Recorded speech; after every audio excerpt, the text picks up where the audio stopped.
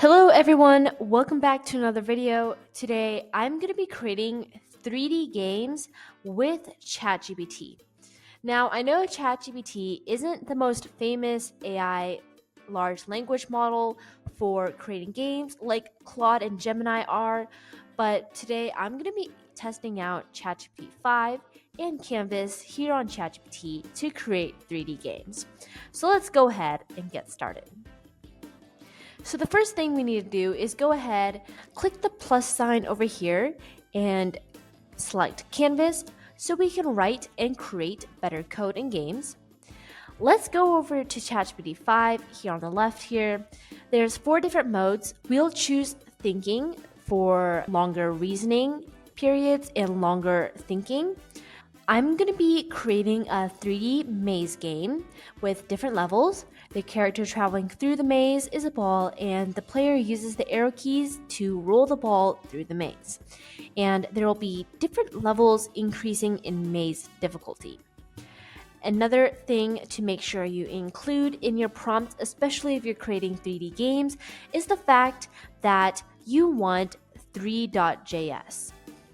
When you create 3D games with React here on ChatGPT, React is ChatGPT's standard default coding language. It causes a lot of errors. I've tried it before. You don't want to create 3D games with React. Use 3.js specifically stated in your prompt, and you will avoid the errors I had to go through. Now, this step of creating the code takes a while, especially since I selected ChatGPT 5 thinking, so I will cut to the next part of creating this 3D game, which is looking at the code and running the game that ChatGPT built.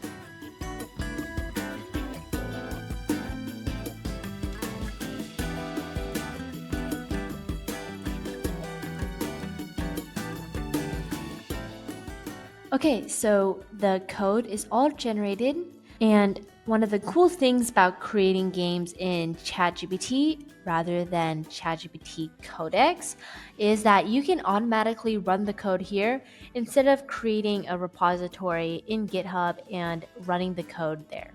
So let's go ahead and press run code. Okay, so we can move the ball around and roll it across this maze. The ball moves and rolls pretty well. So let's see what happens when we reach the finish line. Okay, so level complete. It is cool. They added a timer and I didn't even ask for it. You can press retry or next level. Let's press next level and see if this is harder. So it says a medium up here. Let me finish this maze and see if this level is harder or not.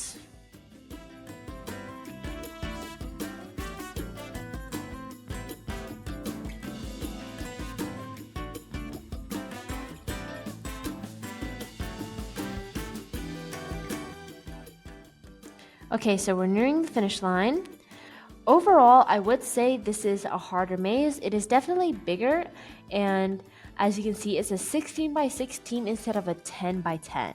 And I think that is one of the reasons and one of the ways they make the levels harder is by creating the game to be bigger. So let's see what happens when we reach the finish line again. Okay, so we have the time, 1 minute and 47 seconds. Let's click next level and see if this hard is really hard.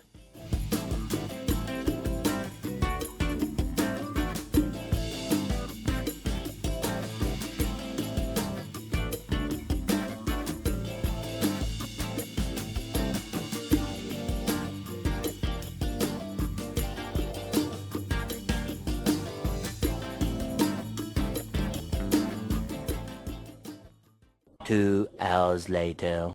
Okay, so this maze is actually kind of hard because I think I'm lost. Okay, I think I'm nearing the finish line.